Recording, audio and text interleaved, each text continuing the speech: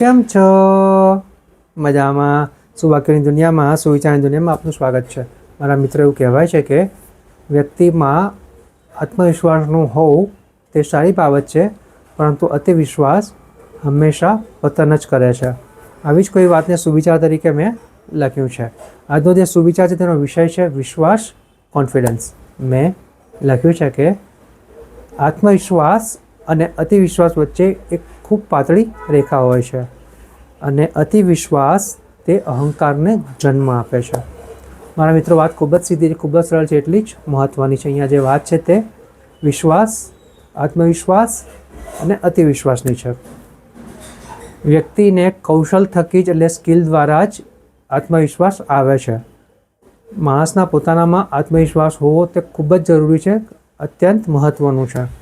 પરંતુ એ પણ ધ્યાન રાખવું જરૂરી છે કે આ આત્મવિશ્વાસ અતિવિશ્વાસમાં રૂપાંતરિત ન થાય, પરિવર્તિત ન થાય. કારણ કે જ્યારે અતિવિશ્વાસ આવી જાય છે ત્યારે વ્યક્તિમાં અહંકાર પણ આવી જાય છે.